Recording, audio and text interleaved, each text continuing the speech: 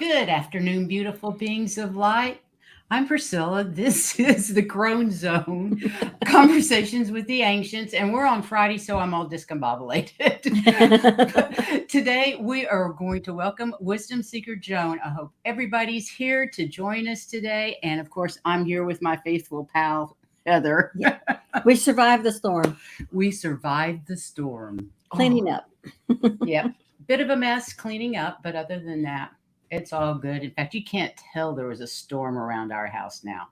Oh, thank goodness. I'm so glad to hear that. I know, right? And I was very, very happy to hear that the rest of my family, because there was 2 others involved, and everybody has come through okay. Whew. Oh, Yes. Yeah. Absolutely. It's terrible to have 3 family members in the same state. Yeah. Different parts of the state. And So all being affected. that's right. Okay, I'm going to put on. So It's not loading. My internet's really weird. well, that was a bad Yeah. storm. We'll send good It good was. vibes out to all the people that are suffering with it and the results of it. Yeah, sending Yeah. love and light to everybody in Yes. Florida as well as up the East Coast where it's Yeah. ended again. I can't believe it and went again out as a hurricane. and It came back as a hurricane. How Mhm. rude. came back up. It's like the guest that won't leave. Yeah, Not Don't as you bad know as it's time? not as bad as what hit Florida, but it's still category 1. So it can That's- still yeah. do damage. Yeah. yeah, absolutely. It And does a it- ton of damage even as a one. Mm-hmm. Hi, Ron. Hi, Blue Ocean. Hi, G. Covington. Welcome, you guys. Great to have you here. Can't believe it's a Friday. Wow, this week just went by so quick. So we're going to talk about grief today, and because we're all Crones, we all have experience with it. Yeah, Yes. yeah. So I hope you all enjoy, and we promise it's not going to be sad and weepy and all of that. It's actually good. It's Yeah. actually really good these days, and it gets better Yeah. all the time. So we'll talk about that as people enter in. Yeah. Butterfly Kisses, hi, great to see you. And I'd be happy to start of how things were before I learned anything about this. I had both my father and my husband die before I knew anything about all these things, and they were both very difficult. Well, my dad was not so difficult. We didn't get along that well, so it was not like heartrending. My husband, on the other hand, he was 33 when he died, and we had 2 small ones, and that one was for me very, very difficult. And there was a lot of shock and a lot of numbness, and not even addressing it until the kids were both out of high school, Wow. because you're too busy You're trying too to busy raise the raising kids. kids. Yeah. That makes sense. So, but there was like, he was just gone. And to me, it was just, it's gone. And it didn't mean anything like what it means now. And there's been a lot of changes in those attitudes to both of them since then. And we'll talk about those later. But I know they were very difficult. You just kind of, with Alan, I just felt like the world had just blown up, because everything that we had planned to do later on when we were older, of course, wasn't going to happen. Yeah, And that's it just- devastating at that age Yeah. with 2 small children. I can't even imagine. Don't. Anyway, I won't. it was very, very difficult. And I can see why everybody who isn't even a little bit awakened would have such a difficult time with it, because even my mom, she was getting older, and because she had dementia, she never remembered anything that I told her. And she was so scared of dying because she didn't know what was going to happen, or if anything would happen, or if that was just it. She says, I'm not ready to stop singing yet. Don't worry, Mom, you won't be, But that's after I'd had a lot of work. What was it like for you when? I think my first death that really affected me was my grandmother, who I adored. Absolutely adored. I was about 19 or 20. I know Jennifer was a baby. And I was almost hysterical at the funeral. And I was so embarrassed because I couldn't quit crying. In fact, that happened with my father as well. Yeah. But he was much later. But typical Christian There's a upbringing. real sense of loss. Yeah. And did you feel the same thing before you? It's funny that that you mentioned that, because the first person who was really close to me that I remember dying was my grandmother, who I adored, and we were very close. When I was about 19, and it's the only time in my life that I was like hysterical, and I Me couldn't too. I was stop so crying embarrassed for at the days. funeral. Yeah, for And days. But And what is going on here? And a lot of it was regret. Why didn't, things I should have said or done and didn't. And me too. And things yeah, that I I was, would never even consider now, but being that young. yeah. So it was polar opposite of having some, just recently in June when my Yes, husband died. Didn't have any of that kind of stuff exactly. because, No. yeah. And now that we know where we are, I mean, I was trying to teach my mom, even though she had dementia. We would talk about it and she'd be relieved. And I said, "You're not going to quit. You're just going to keep going, just not here, just someplace else." And when she did die, it was almost like a relief. I knew she was going to get rid of this shell that was not working for her and hadn't been who I knew for years and years.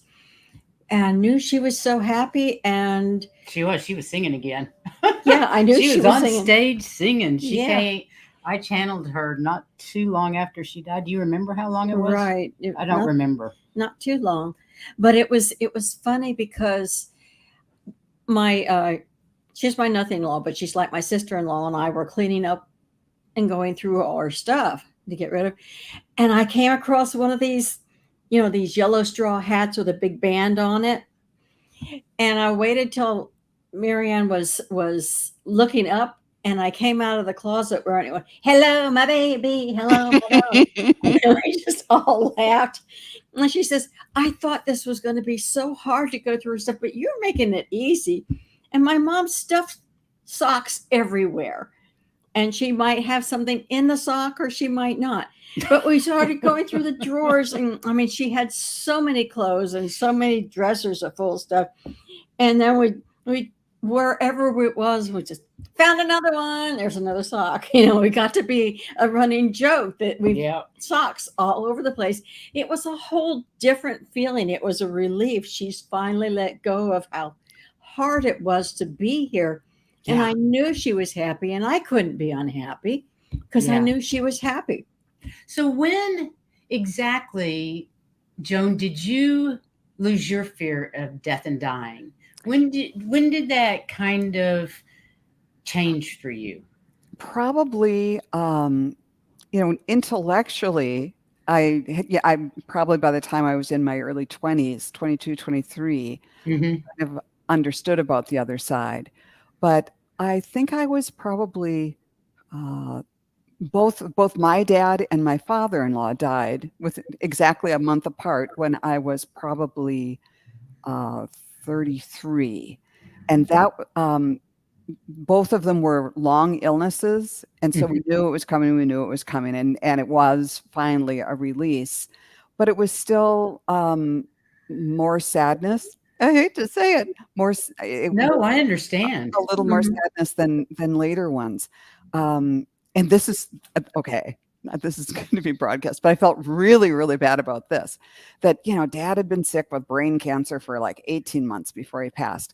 But right before, or very soon after he passed, I lost our dog, who it was so hard. He was a wonderful, wonderful dog, but he was a rescue, and he'd been teased when he'd been up by children when he was little. So he was called a fear biter. And I knew that we had a dog like that. And I tried every which way to find somebody to take this dog because it wasn't safe to have him around anymore. Oh, I know. He bit me because by that time I had a little baby. And I thought, no, I can't have him around the baby. No And kidding. we couldn't find anyone. And this was kind of before there were no-kill shelters or anything. Right. Anyhow, I had to put him down. And it bothered me. It was harder to lose that dog because I did it. I made the decision. Than losing our dads. And then I felt even guiltier about that. Right. But so it's like every instance is It's so different and unique.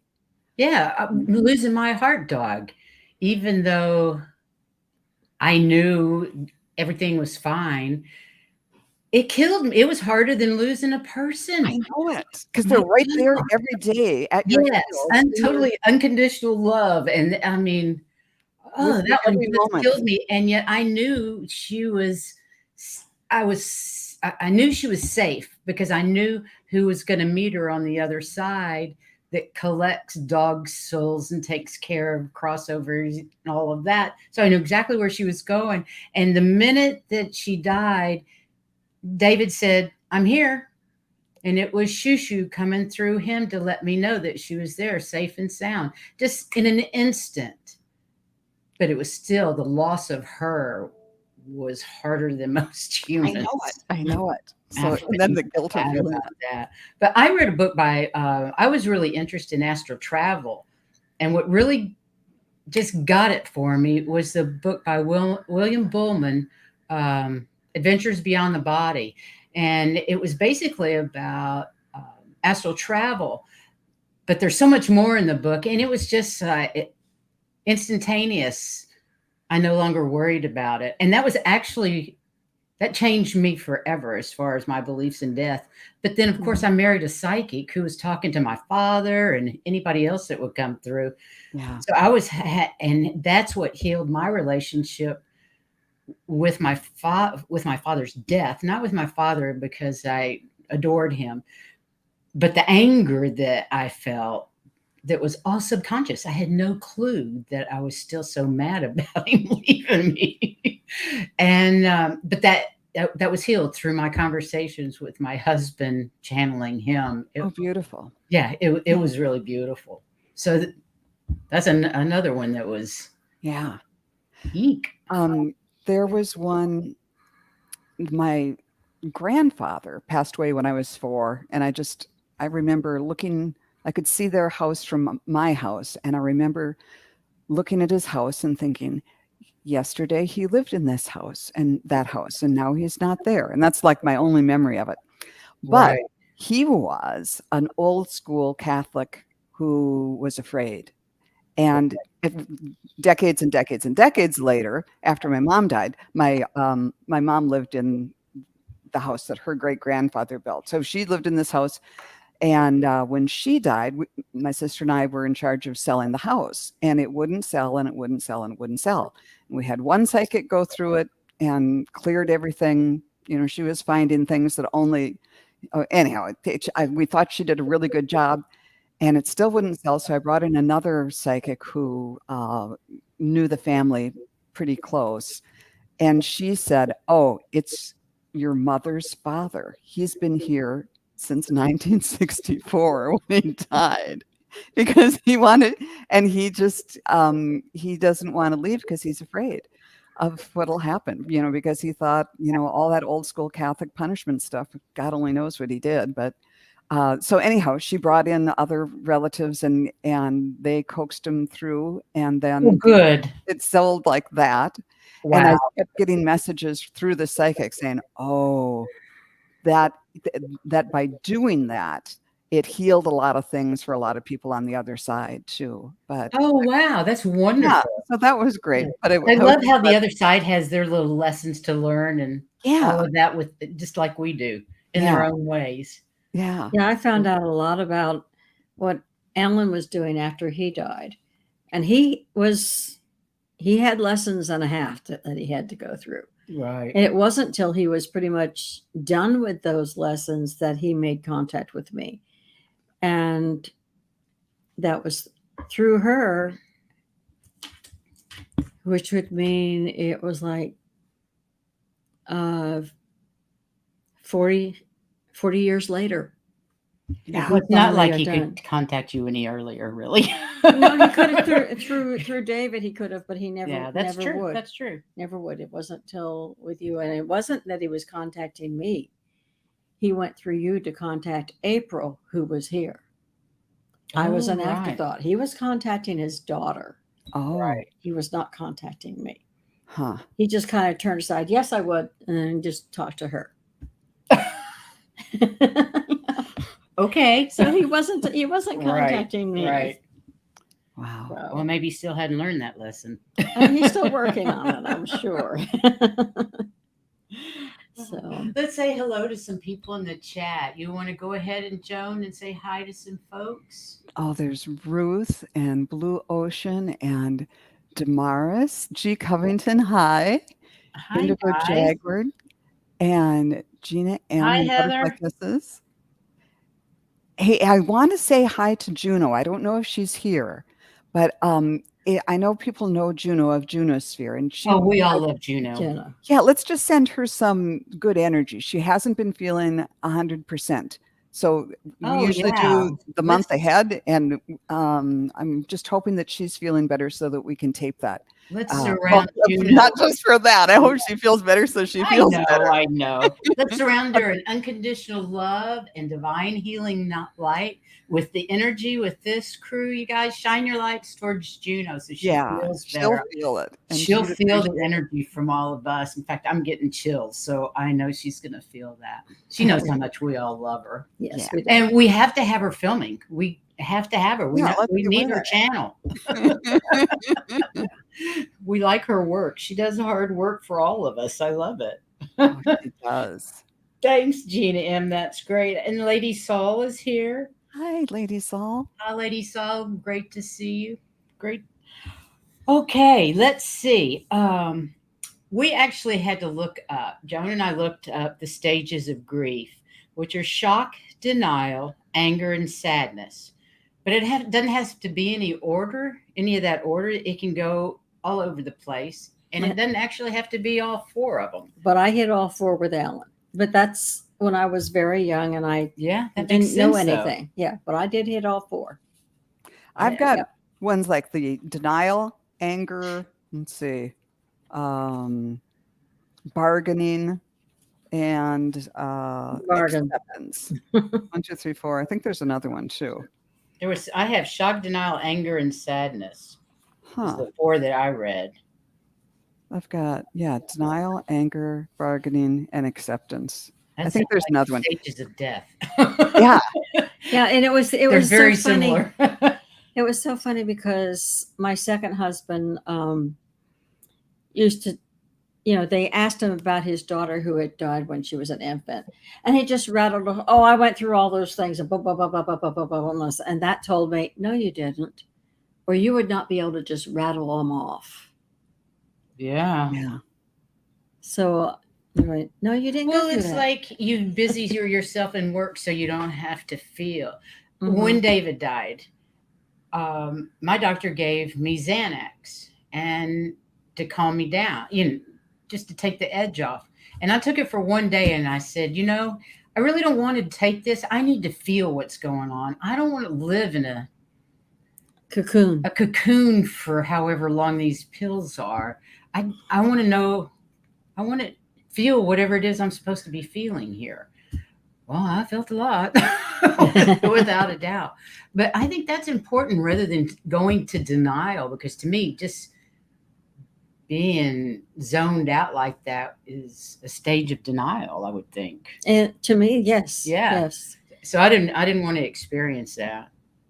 And I know with my mom, other than being happy and glad that she was released, it was okay. She could go.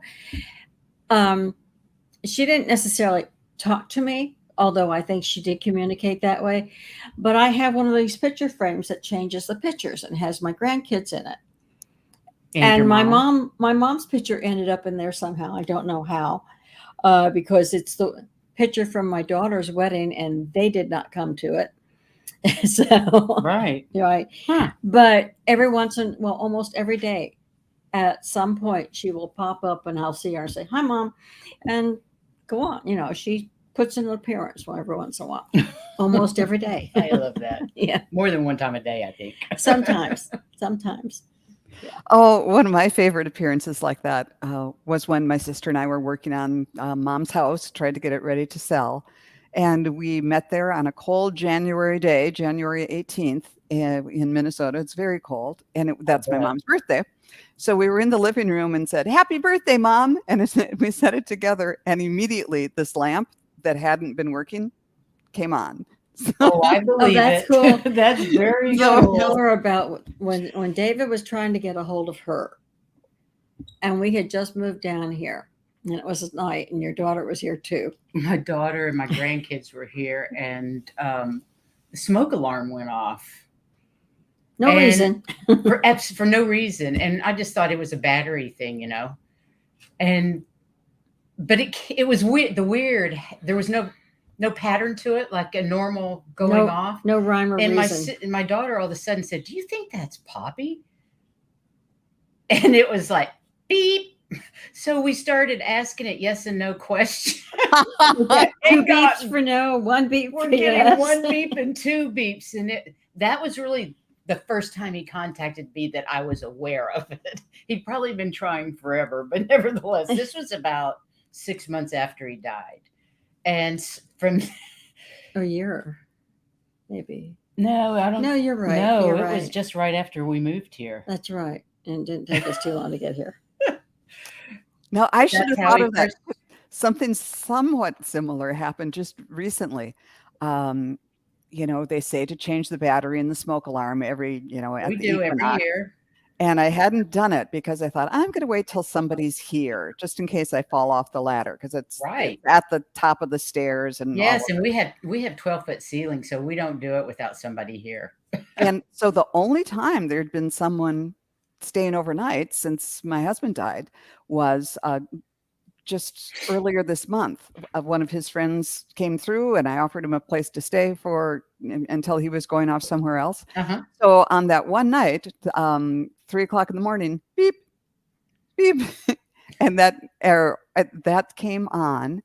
And I was, or no, it wasn't 3:00 in the morning. It was closer to getting up time. Mm-hmm. And I was able to get a ladder up there and get it off. And then I waited until his friend was up and could hold the ladder while I replaced it and everything. So it was like he arranged to have somebody there while I did that one kind of dangerous thing. Isn't that nice? Yeah, Well, I asked David to please not use the smoke alarm again. Something No else. middle of the night, no loud noises. I actually heard somewhere that you can kind of have a list of do's and don'ts for the spirit world. So I created a little list of no midnight, no in the middle of the night, no this, no that, those kinds of things. I agree, Indigo. We definitely are meant to do those things. Now with my They husband, don't have to take months, which is what happened with me and Right. Emma. Right. I wasn't feeling what people would consider the traditional grief for a long time. And I was almost like, what's the matter? Am I some sort of sociopath or something? And what was happening was there were all these people who wanted to call and kind of back up the dump truck of all of their emotions and unload it on me. And I was like, no, thank you. I'm just going to stay busy with my little tasks and I can get things done. And what I found was the people who were the most helpful to me were the ones who I was not that close to. Like my best friend was texting me every day. Oh, I want to, what can I do? What can I do? I just want to be there. And I said, can I call you? And I said, no, I don't have the emotional bandwidth to have a call from you right now. So, I'll tell you when it's okay. And it wasn't until later. And she was wonderful then. But the people who were most helpful were people that I didn't know very well, that I could deal with on a not very emotional level. I agree. I found that to be true too. Although that first week, my daughter came and stayed, her husband and the 2 kids, and that helped. Oh, yeah. And So it just shows you how different it can be, whether you need to hold somebody here.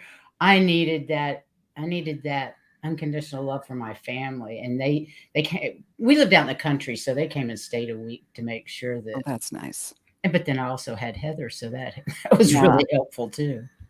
Well, and it made me realize that it's just different. There are people, I know people who just, oh, I want my people around me right away. And to me, it was like, no, I'll tell you when I'm ready. And I kind of thought I'm more of a turtle where I feel more comfortable when I can withdraw until I feel safe and then come Me out again. too. And then I think of other people as like an elephant or a flamingo or a herd or a flock person. There's safety in the herd, and there's, whatever way, and there's probably a million ways in between too. Oh, I'm sure there are. Yeah. I had a period where right after he died where I couldn't be alone. Heather would go to the grocery store and I'd be on the phone. Can you come over to my sister who just lived 3 miles away? And she would pop over until Heather came home, and I felt like an absolute idiot. But I couldn't help it. I just could not be alone. It didn't last very long because I'm like you. I'm a hermit. I don't want people around. If I'm sick, leave me alone. I'll let you know something.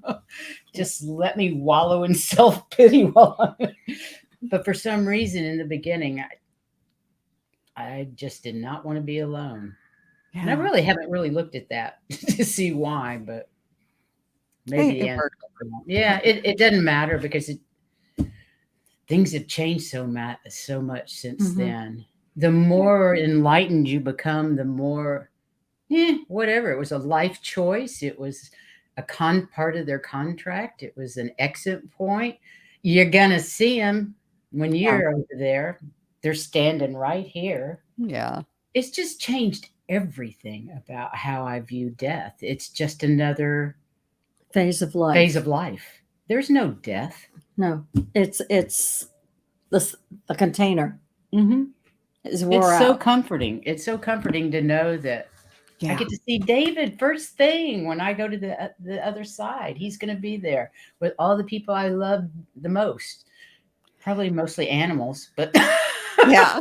And I feel often like my mom really hasn't gone. I mean, I used to talk to her almost every night.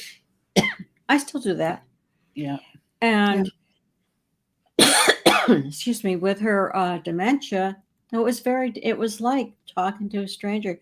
They didn't really understand. So it had been years of that. So now I feel like I've almost got her back. Yes. Yeah. Yeah. That's a nice thing. Trapped in this meat suit that wasn't working for them. I know I feel that way about my mom and my husband too, and my sister. Yeah. My mother was pretty amazing. My sister committed suicide, and that was a hard one. How old were you then? That was just 10 years ago. And I had to tell everybody, which is, I hate that job.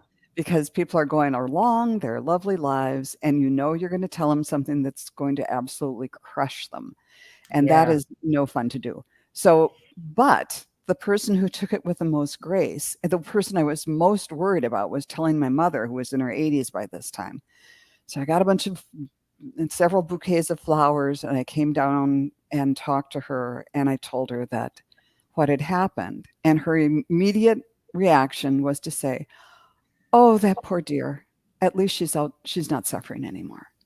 I mean, right away. It wasn't like crying or a gut punch or, "Oh no." It was compassion for her, saying, "Oh, that poor dear, but at least she's not suffering anymore." I think that's super important. Yeah. Yeah. And when she went, she'd had a hip replacement surgery and had reacted badly to the anesthesia. Oh, Indigo Jaguar. Yeah, that's a rough one. That took a little doing to come back from that. I can imagine. Yeah. But when Mom died, she was having a bad reaction. The doctor came in and said, "Well, we can start doing this and this and this." And she put up her hand and said, "No, I want to go home," which didn't seem logical at the time because, she's in the hospital and she knew she couldn't go home Right. right away. So I said, Mom, do you want to go back to your house and named the town that she was from? Or do you want to go home to be with Dad and Mary and God? She said, I want to go home to God. And the doctor was mightily impressed and said, all right, our patient has spoken, and now we're going to put her on palliative care. And 10 days later, she got her wish and she was gone. And then when my husband, we knew something was wrong, but we didn't know how serious it was. By the time they gave him this huge list of things that he had that we were like, oh my word, we had no idea he had cancer and all these different things. Wow. But he said, I think I want to do it like your mom did. And before we knew that there was no way out, he said, he said, in theory, I'd like to do it like your mom did, if just pull the plug. And then finally, maybe 4 days later, they came in and pretty much said, there's no way out. And luckily he was still cogent enough to be able to make that final decision. Right. To say it himself, because I knew Right. that was what I would want for him too. But he said, well, if that's the case, it's time to pull the plug. And I think it's such in both cases, it was so good for the survivors that It's such a relief for everybody. But it also shows that trust that, they went peacefully because that was their choice and they knew that they didn't have to be afraid. And so I thought that was beautiful. Yeah. Well, that's a perfect scenario. But what about those people that leave that you have issues with?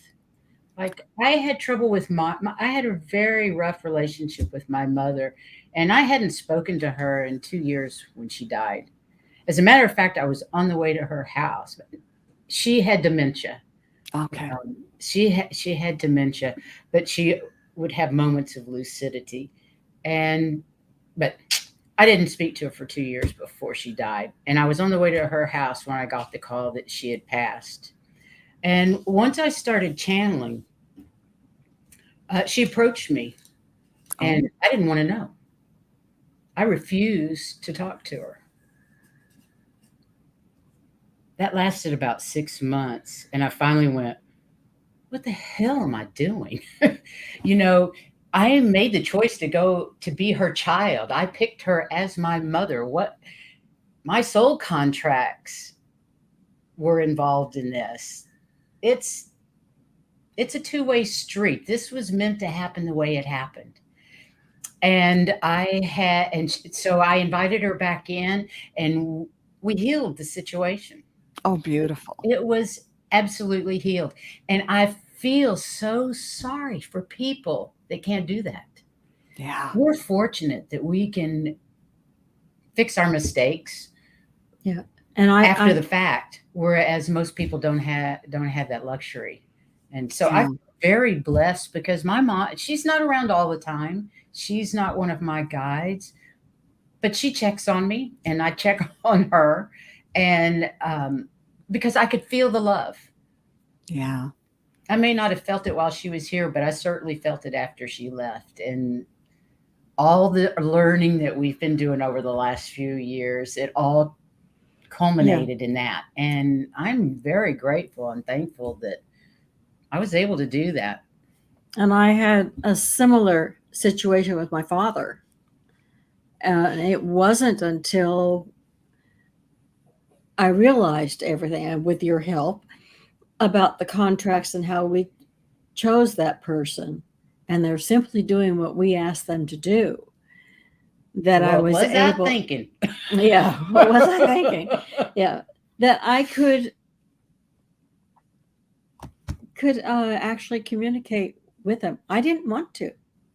I didn't want to. Like I said, it was months before I would talk to my mom. Yeah. If not years. But it was once everything was learned that I had learned about that, I realized that it wasn't him. He was simply doing what I asked him to do, and there wasn't anything to forgive. He's just doing what I asked him to do in the contract. and therefore there's no reason not to talk to him. Yeah. Understand totally. So We have more from Indigo. Indigo, you are just awesome. Thank you for talking about that. I feel Oh, like a sister. right. Absolutely. Yeah. everything in its We own understand. Yeah. And I have found some things about my first husband that I never would have known. And that's just the way things were supposed to be. So you let them go. So Oh, Damaris, that's beautiful. Oh, that's gorgeous. Isn't that wonderful? yeah. Oh, how well, If how I wonderful. remember correctly, I think Heather's mother basically said the same thing. We asked her, is everything like what I told you it would be? Was Helen there like I said she would be? Yes, everything was exactly Yeah. like what you said. I said, good. Yeah. As a matter of fact, one of my first visions of her mom was in a gold lame. Her mother was an opera singer. Oh And my word. I saw her in a gold lame gown singing her lungs out. She's a tiny little thing too. She's not very big. How tall was she? 5'2". Little bitty thing. And she was singing her lungs out on stage with this beautiful golden light shining around her. Everything was gold. And my dad behind her accompanying. Yes, her dad was doing the accompaniment. So that is so beautiful, but it having an awareness of how things really work is really helpful. I know yes. before my dad died, it was 6 years before he died that a psychic told me, and she was kind of the family psychic who everybody saw. Well, not my dad didn't I see love it. that your family had a personal psychic. I think that's just one. I thought my parents were pretty cool. You got to have the lawyer and the doctor and You got the lawyer, the doctor, and your psychic. Right. Now, do you have an astrologer as well? No, we didn't have the astrologer, but Diane the psychic We did did have it an all. astrologer. Yeah, the whole professional team. But she said, I'm not saying when, but he's not going to live a long life. And if you have any issues, you should work them out now with my dad. And that was really shocking to me because he was like 50 or something at the time. But in the next 6 years, I took extra pains to send him a card or Right. just little things. just little things. And so when exactly what came to pass, I felt like I had done what you needed to do. What I needed to do, and there wasn't a lot of woulda, coulda, shoulda involved. Mhm. So that's Right. just another, even if you're not hearing the messages directly, having some insight, knowing how it works, and maybe having somebody tell you, maybe you should make peace or do what needs to be done now. And that's good advice. Well, it just goes to show you that you need to appreciate those people in your life and the Yes. lessons that you're learning from them, whether they're good or bad, Yeah. and try to keep that love for them, no matter how angry you get, because then it can end in a heartbeat, literally end in a heartbeat. And it sucks for everybody. Yeah. No matter how enlightened you may be, you still got to go through that pain. Yeah. And I went through a lot of pain. I know everybody does. Yeah. I have actually, I don't know, some people know this, but I actually lost my husband in October. My oldest sister, who is basically like a mother to me growing up, my oldest sister in November, right at Thanksgiving, and my mother January 3rd. It was like boom, boom, boom. So with my sister, I felt terrible guilt because I couldn't be there. I was so busy grieving David, I couldn't be there for her. And then with my mom, we obviously had issues, and thank God we worked those out later. Yeah. I'm really thankful for that. That was pretty amazing. Yeah. Well, I had a 3 for 2, or as they say in the hockey, a hat trick. Yeah, a hat trick. My brother-in-law died June 1st. My sister took her own life June 16th. And I think it was August 15th or so, one of my direct reports, I was his manager at work, came to work, left little notes for some of his friends, and little gifts, and then went out into the parking lot and killed himself. And that was rough because by that time for me, that was a lot. That was number 3. That Yeah, was they do say it goes in threes. Yeah, and many of he was a young man. He wasn't even 30 yet, and a lot of his friends were really close at work, had never experienced someone close to them dying before, and it was a rough time for a lot of people. But I do remember, and this was, at one point I said, "He's okay. I know it, just like I know that my sister's okay." And one of them said, "So how do you know that?" And I let slip, which was like not in the HR manual at all. I said, Needless to say. "Because the family psychic told me she is." And then I felt like, "Oh my God, I should not this."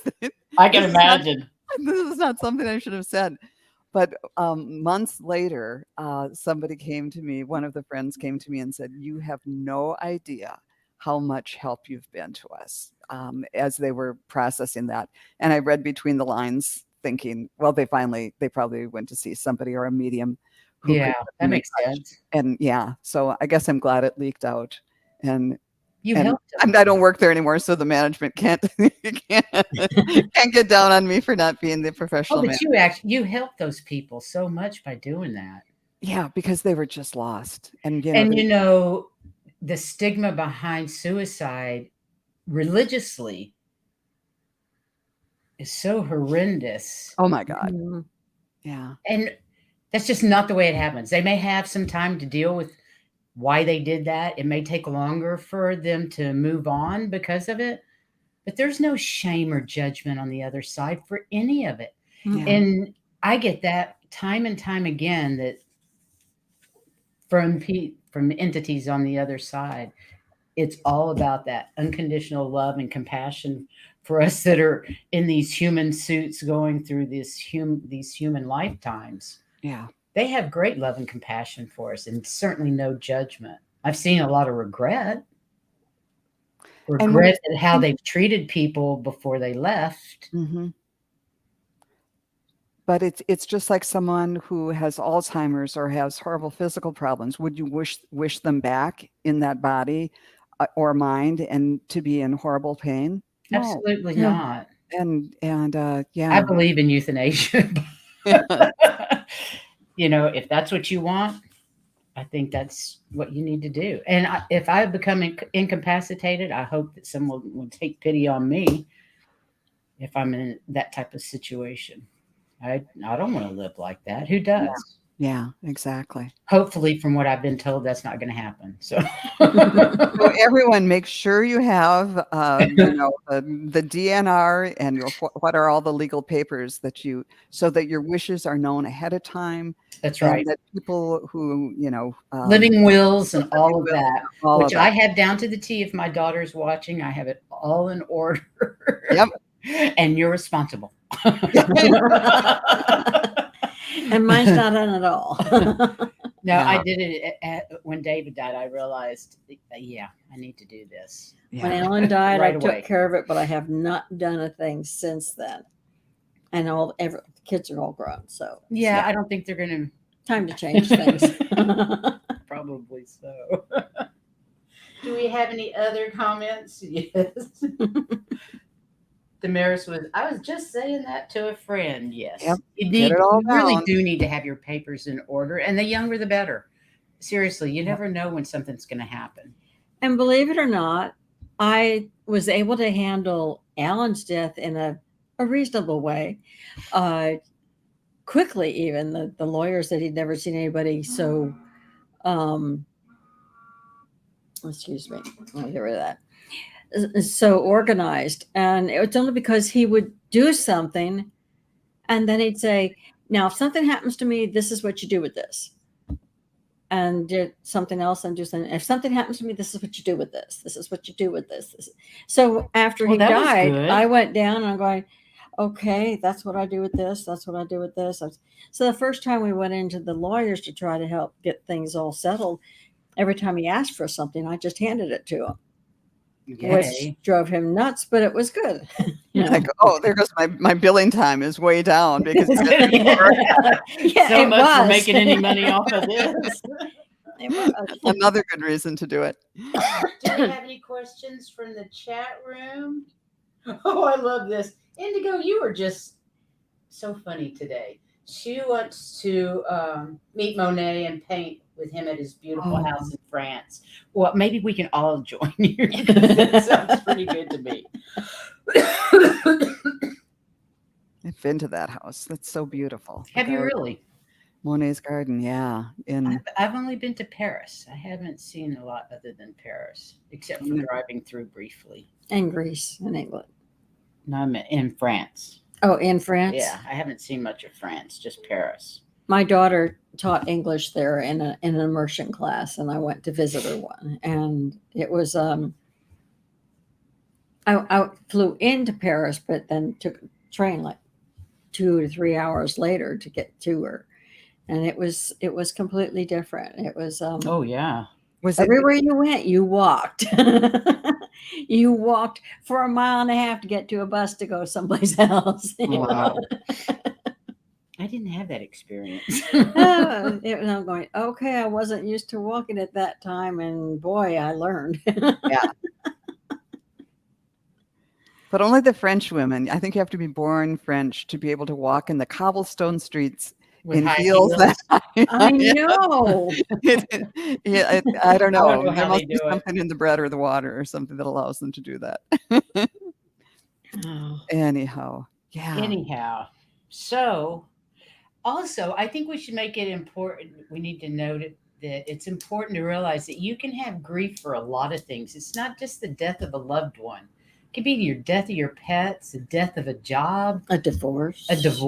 anything like that that creates that type of stress and loss, any kind of loss, Yeah. just any kind of loss. And it can actually manifest physically as well as emotionally and mentally. So be prepared when you see the signs and you'll know what it is. And I'm getting, give yourself a break. You know, it's not all yours. Give yourself a break. Yeah. It's hard to process that grief, but you do need to be kind to yourself, and you need to feel those feelings and work through them and then let them go. It's, I have to say, since David died, our relationship is even better in some ways because he's right here. Yeah. All the time. In fact, Heather even sees him standing next to my chair, or sitting Or on sitting my chair, on the arm of your chair. sitting most on the of time. arm of my chair. Most of the times he's usually there. Or sometimes he's in the kitchen, and sometimes I see him walk from the kitchen to her chair. That's wonderful. I know. I don't see him, but that's okay. I can talk to him. That's all that matters. Right. And you can understand when he talks back. That's even true. better. I was kind of surprised. I was saying that I was not expressing grief traditionally, I guess, at first, and when I'm at home. But just recently, I took a trip up to northern Minnesota and was distributing ashes at some of our favorite. Every fall, we would take this hiking trip and throwing ashes in at some of our favorite hiking trails, and it hit me. It hit you. It hit me hard, and I cried like I haven't cried in I guess it's been 3 months, 4 months, something like that. Which was needed. I'm So that's glad. good. I'm glad you 3 got months. to release some of that. Yeah. And songs that, I was driving what was his car, and I found a CD to put in, and it was just, Yeah. It's a Just little crying. thing that get me like that. Yeah.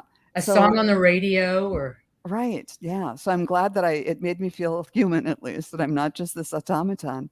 But I don't think you're an it'll automaton. surprise you. I think you're just educated enough in what And it's we're going all to about hit you every once in a while out of the clear blue. And that's okay. Yeah. Yeah. That's part of it. Yeah, I get weepy still here and there. Yeah. A Me song too. will come on the radio and it'll Yeah. just hit me that way. And then other songs come on and make me laugh because I know it's him and he's being goofy, Exactly. being his silly self. And that's probably my favorite is the silly selves, you know.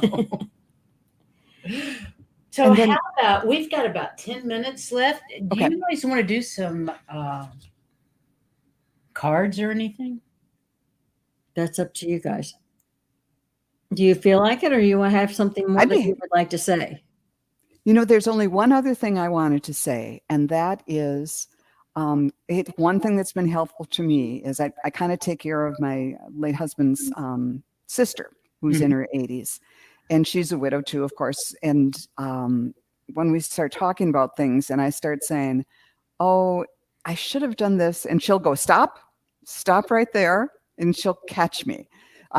So if you have somebody, or if you make a practice of catching yourself when you start thinking, oh, I should have done this, or if only I had looked this way, it's just like, nope, that's over and done. It's time to, Move on. that isn't helpful. It's not It's helpful to them or you. Yeah. Right. Ruth says that grief can get stuck in the body, and I believe someone else said, yes, it is. There you Mhm. go. Yeah. And that's a perfect example of what you did. I Yeah. love that. Thank you, Ruth. And then someone else says it gets stuck in the heart chakra, Mm. which makes perfect sense. And yet, I know. think that the more that you love, the less it gets stuck. Does that make That's a sense? beautiful way to put it. Yeah. Yeah. The more that you send out the love, the less that it sticks. I think you're right. Because since David died, we had tended to focus more on what we can do for others rather than ourselves. And I think We don't get caught up in ourselves so much that way. Yeah. that's yeah, true. that's what I think. And if you're helping somebody else, you're not thinking about you. Right. You're not thinking about sitting and wallowing in the grief. And Because it's not just your love you're sending out. It's their love that you're sending out too. Mhm. That's beautiful. Especially if you're helping somebody. That's Yeah. very true. I love that. Okay. Do anybody else? Any other comments? Let's see. Grief can get stuck in the body. We got that one, but I can't remember who said it was in the heart chakra. But I can see that. Mm-hmm. For That makes a sure. lot of sense. Because that's where I felt the pain was in my heart when David died. For sure. Mm. And by helping other people, you're not allowing it to get solidified and locked. That's beautiful, Heather. I love that. Thanks. So shine your lights, guys, especially around those you love. Let them Yeah. know, even if they're being a pain in the ass today, that you love them. It's important, I think. And I always feel better helping somebody than I did before, just simply because I enjoy doing that. And I had a lot of people do. I had a good example of that yesterday. I was, there was a knock at the door, and here was this young man, probably early 20s, and he just asked if he could do something around the house to earn some money because his dad had died, and he and his brother were just making it, and they had jobs and stuff, but they were like $50 short for their bills this month. And he was almost in tears and said, I've been walking around this neighborhood for 2 hours trying to find somebody who I could do some work for. And I said, sure, because I've got, I need to get the storm door changed over. So I said, come on down. And then there were a couple of other jobs that it's like, I feel like that I needed done and I couldn't do myself. And so it was great. And I just know that my husband sent him to my door. And that would have been the kind of thing that he would have helped somebody out with too. So Yeah, it was I fun love for me on a that. couple of levels. Yeah. That's Plus I got really good. Plus I got some stuff done. Yeah. Yes, that's always nice too. It's a win-win. We really had quite a bit to do this week. Oh, my word. Storm. Oh my God. We have a wonderful friend, Ron, that's usually on with us, that takes care of all our handyman stuff. Oh. He's just fantastic. And luckily we didn't need the storm shutters because he would have put those up as well. And those are truly a pain, aluminum shutters that you have to put up when They work, but they work, but it's hard work to put them up. So I'm glad he didn't have to do that. yeah. But he certainly cleaned up everything after the storm. That was nice. What I couldn't get to anyway. So let's pull some cards for some people if you all are up for it. I think it might be fun. Okay. We've got about 10 minutes, so I'm going to start. Anybody that asks, and then we'll get to you, okay? And of course, Heather was number 1. She would like a card. Okay. And I will catch. I don't know about What? dreams, G. Covington. What about dreams? She said she had a dream about a king cobra. It did not bite me. What does this mean? Let's see if Joan can figure that out.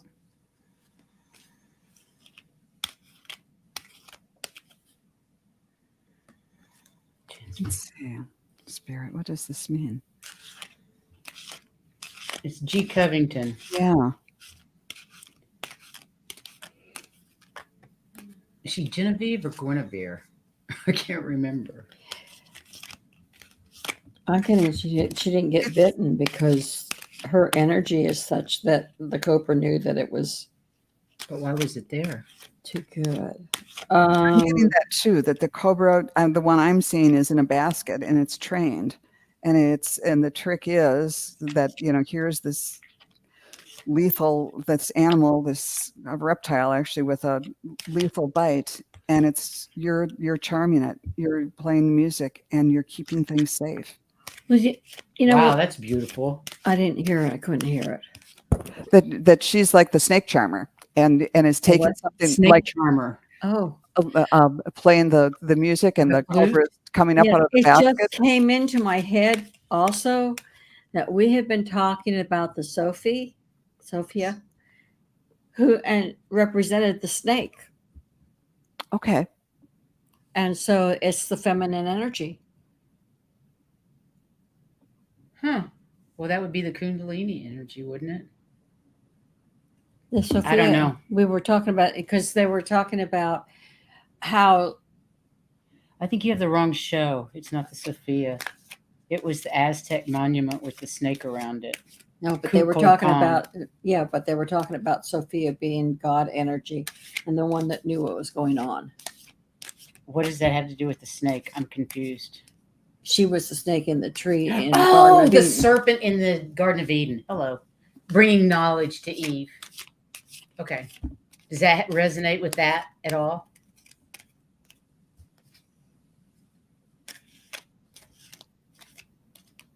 Acknowledging your feminine energy too. I don't know. I don't know. Okay. A card. Okay, this is a card for Heather. Okay. I hate snakes too, Heather. They scare me to death. Okay, I lost. Depends on the snake for me. I like bull snakes. They kill rattlesnakes. Okay. The temple path, spiritual purpose and support. You are being supported. Oh, I love that. So continue as you have been along the spiritual path. Okay. You're on the right track. And when I tune into you, the throat chakra lights up. So it's about they're acknowledging that you're an excellent communicator and to recognize and make use of that gift because it's strong in you. Oh, that sounded like Yoda. It's strong in you. It's strong in you. I love that. That's brilliant. That's great. Anybody else want a card? Whoops.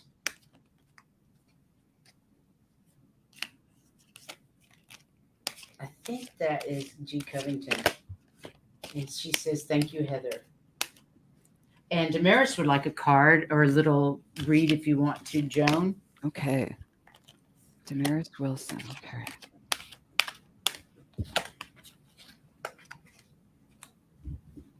I'm just learning this computer, so you'll have to excuse me if I'm slow.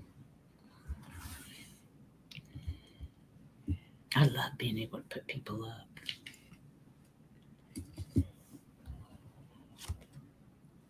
Okay, what's this mean? I'm seeing like a band director, and he has his hands like this, like quiet, quiet, and he's ready to cue this section of the band or the orchestra. But right now, he's just saying quiet, quiet, and then it's like a pause. You might be in a pause between the next movement that's coming up. So if you feel a little stuck, it's just don't worry about it. There's just going to be a couple beats, and then boom, they're going to cue the next thing that's going to happen. So you might be sort of in a in between point right now. So just know that it's okay. That's part of the symphony, is to have some rests or some quieter times, and then the next big thing will be happening. And who was this? Damaris. Damaris. Yeah. That's who I pulled this card for. It's yin and yang, keeping things balanced. And I kind of think that goes along with what you were saying. Yeah. Yeah. So you just want to keep it nice and balanced Very good. while you're waiting. Yeah, I think it goes along with what you said. I love it. I love it. The next one we have is Blue Ocean. Blue Ocean, what's your name? Can you tell us your first name? I don't need that. You don't? No. I'm okay too. Okay. You already know. Okay. I don't.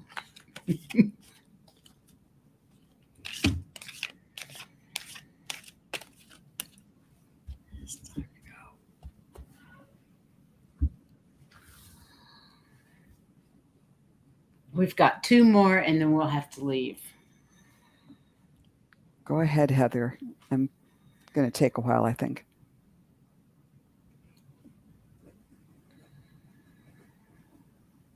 She said to go ahead. Oh, okay. Well, I came up with a woman holding a coin, which means that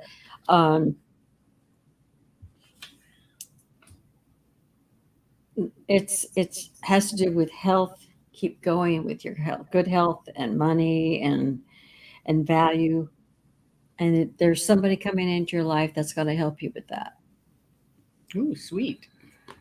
We like that. And I got, it all starts with your third chakra, the solar plexus chakra, the self-confidence, the belief in yourself, because that was lighting up, and then I felt like a tree was growing, and from that, and that was the root ball sort of, and everything flows from the self-confidence, and the tree became full in your heart chakra.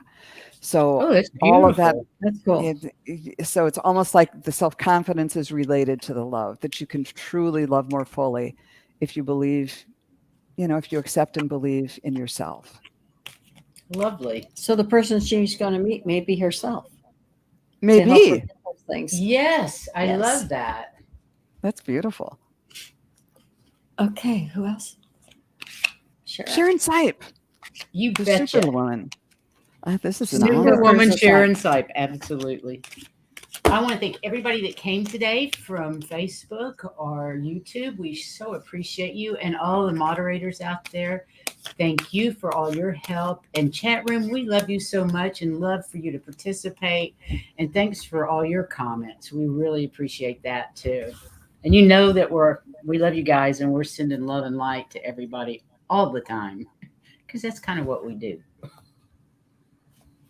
Love and light. And for Sharon Sipe, the love goes both ways. There are people who have who are sending you love, and not just people here in the chat and all of that, but there is that. And there's a reminder to you to open it up and let it in. And then that just open up your heart to let that in, and that will help open up your higher chakras to let in even more spiritual awareness and guidance. Beautiful. So let the love in. And that goes right along with the card of the world, to expand. So just open it up and expand. Fabulous. Sweet. And then one more. A card for October for the collective. You got it. Happy October, everybody. I turned 70 this month. Can you believe it? The big 7-0. On the 24th. Baby. Baby. I'll take it. I know. I used to be the old person in the block. Not really. I don't You're care. not old. I took a don't- card this time, one of my divine feather cards, and I got the chickadee. The time is right to release old patterns and energies. You are ready to embrace change. And boy, October is October is going to be a October's big a one good for one. change, isn't it? yeah, it's going to be full of change, and not just the trees Full of turning. change. I love that. Beautiful, beautiful feather. Magician. Just keep working on getting your knowledge where it needs to be, and go out there and learn it all, and keep doing things. I get that October is going to be magic. Yep. Use your powers. Be your true self. Yeah. And Hocus Pocus 2 comes out this month. Yes. So we can all enjoy it. That'll be Right. fun. You guys, we're going to have to go. We're going to end this now, but thank you so much for being here. And I hope that you learned something today, or you felt something that resonated with you that will help you in the future with whatever you go through grief wise. Because Yep. trust me, we three have definitely been through our share, and I hope our experiences and our knowledge can help you guys in some way. Yeah. Yep, And that's help. what it's all about. Oh, and what are you doing the rest of the weekend before we sign off? Do you have any other shows in the next week or so? I'm excited that Lady Saul is going to be on my channel tomorrow. Oh, great. What Mhm. time? I think it's 2:00 Central. 2:00 Central. Yeah. Good. What day? Tomorrow. Tomorrow, right? Lady Saul, she's adorable. I know. I'm She's really. really cute. I have to watch that while I'm getting ready for ours. We have one tomorrow, and what is tomorrow's show is on yoga. We're going to talk about yoga and Ooh. a little bit of the history and that sort of thing, but basically what it means to us presently that like Right. to do it. And I do yoga twice a week with a friend on video chat. What is it? Yeah. I whatever it is. We do it together on Tuesdays and Fridays. Right. And so then, and Sunday we have Terry Suzuki at 3. So that's going to be fun. Yep. We love Kigaru's spiritual journeys as She's well. wonderful. She's Can going to I be fun. add one more thing about yoga? If you Sure. Google yoga for osteoporosis, there's a really simple set of yoga poses or moves or I whatever. think that was mentioned too in some of the stuff that we found. It helps. And I'll I've been check it doing out. that. Mhm. And it has helped. I haven't gotten better, but I've maintained. My osteoporosis hasn't advanced over the last several years since I've been doing that. So Fantastic. yeah, it's been great.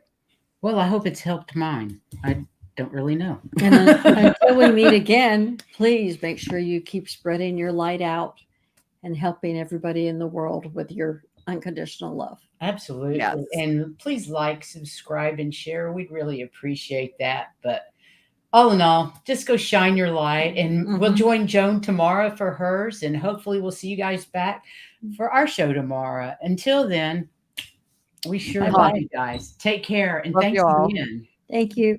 Thanks for having me. Oh, you know how much